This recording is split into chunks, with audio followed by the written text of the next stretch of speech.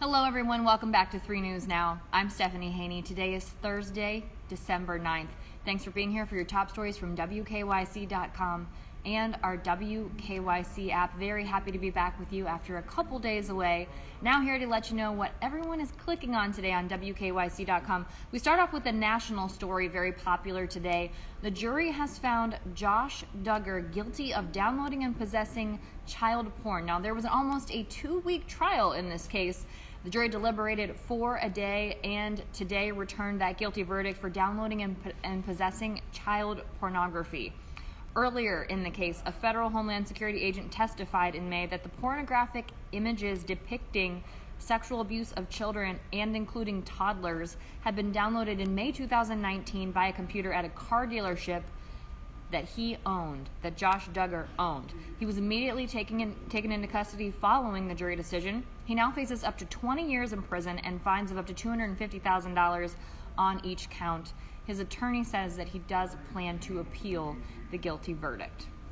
Now today here in Northeast Ohio, we had a road closure for a serious accident that occurred on 90 East in Cleveland. It was between a semi-truck and a vehicle.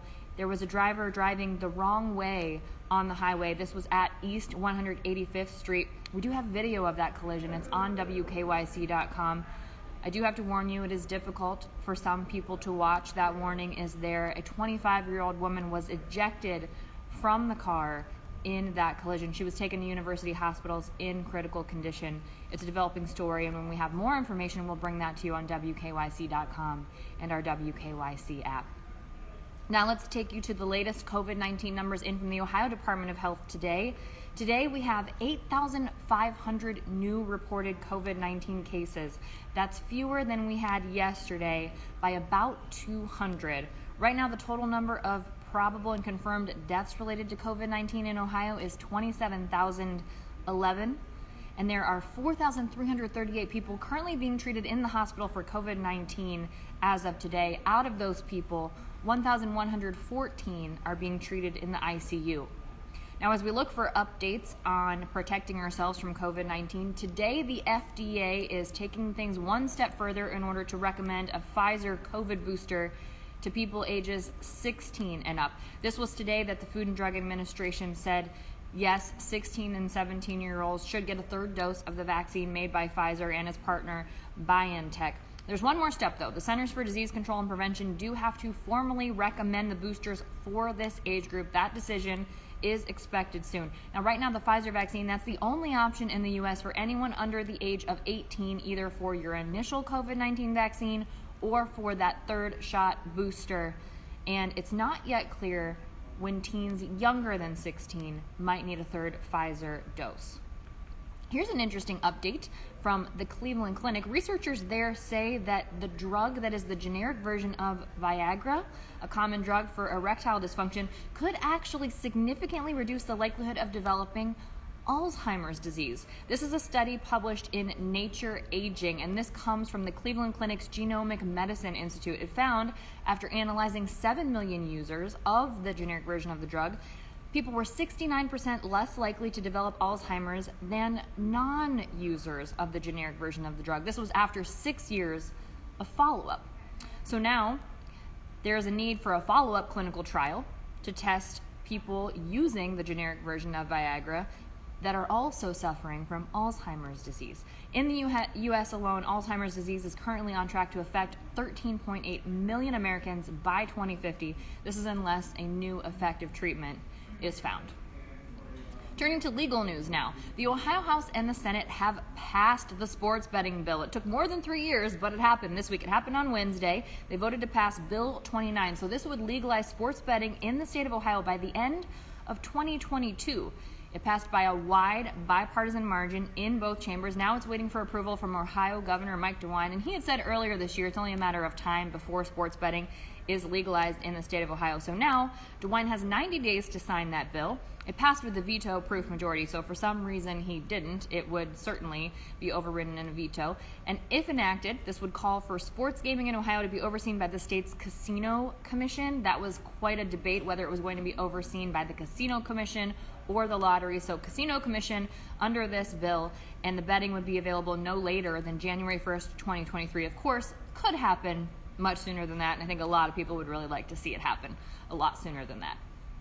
Something that we would like to see happen is some of the players on the Cleveland Browns who are on the COVID-19 list getting taken off that list before the big game this Sunday at home against the Baltimore Ravens. It is a crucial Week 14 matchup, and now there are two more starters who are on the COVID-19 list. Today we learned that punter Jamie Gillan, the Scottish Hammer, and linebacker Anthony Walker Jr. on the reserve or COVID-19 list. Also earlier this week, the Browns placed tight end David Njoku on the reserve COVID-19 list. Now, according to NFL rules, a player who is vaccinated for COVID-19 and tests positive is eligible to return after 2 negative COVID-19 tests, but they have to be 24 hours apart.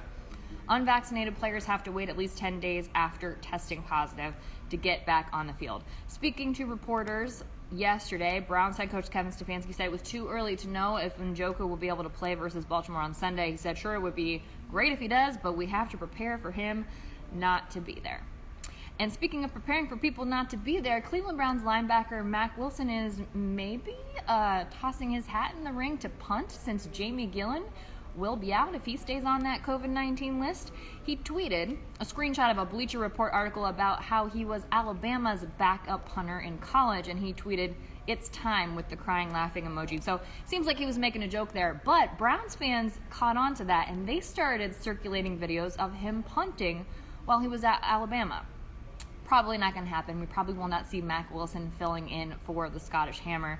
It's much more likely that the Browns will sign a punter in place of Gillan to start this Sunday.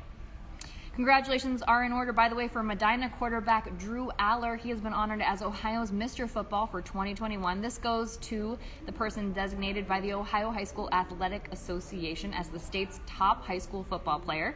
He's committed to play college football at Penn State University. He led his team, the Battling Bees, to a 13-1 record. And that was a record of regular season wins for the team. He got his award today at Medina High School, and we streamed that on WKYC.com, so you can see that there. Now, if you've been following along on our 5 o'clock show, What's New, you know that Jay Crawford is a bit of a DIY guy. He has a series of segments called JAY DIY. This week, it's all about protecting your mailbox from snowplow truck damage, and he's got all the steps you need to do in order to do that. The things you need are 2 4x4s, a particular mailbox shield protector, that's a link that you can get online, a post hole digger, quickcrete, which I can only assume is quick drying concrete, water, and a drill. So he lays that all out for you, and he said, hey, it's better than having to deal with getting a new mailbox. So check that out on WKYC.com. Something else for you to check out, there's a beautiful dancing Christmas lights display that's taking over a North Ridgeville home. It's on Meadow Lakes Boulevard. We have video of that and also where you can go to see it. And last week on Friday, I didn't get a chance to tell you about this last week because I was out at the beginning of the week, but there is a beautiful holiday lights display in the entire neighborhood of Fairview Park. They call it the Fairview Park Holiday Lights. It's on Seabury Avenue, and it's these beautiful sidewalk garland lights that light up the whole neighborhood. Lots of the houses get in on the action. I got to hang out and talk to the organizer of the event. His name is Bill McVicker. He does this with his wife, Diane, and their address is 21869 Seabury Avenue. And if you go there, they have something very popular called the Elf Tent. You can get some very tasty hot chocolate. You can get magic reindeer food for your kids. Not to actually be eaten, by the way, because of course magic reindeer food has glitter in it, so keep that in mind. And they do it all for a good cause. They collect donations if you are willing, if you are interested in donating for the Fairview Park Hunger Center. So doing it for a good cause. And before we let you go today, I'm going to leave you on this passing thought. There's new research that suggests cats might actually be psychopaths. Yes, clinical psychopaths. I am not using a euphemism here. Researchers at the University of Liverpool and Liverpool John Moores University surveyed pet owners to see if cats fall into psychopathic categories. They asked these questions. Does your cat vocalize loudly, like meowing for no apparent reason? Does your cat run around the house for no apparent reason? And does your cat appear to not act guilty after misbehaving? Seems like that's probably a pretty likely answer for most cat owners. Most would probably say yes to all of those things. I do have a cat. Shout out to Madonna, the cat. But in an article on Vice's Motherboard, they talked about this, and researchers said that the reason cats may fall into the psychopathy spectrum is due to their animalistic and wild nature. So in the end, I'll leave it up to you whether you think your cat is a psychopath or not. But if you want to read more about it, you can do that on WKYC.com.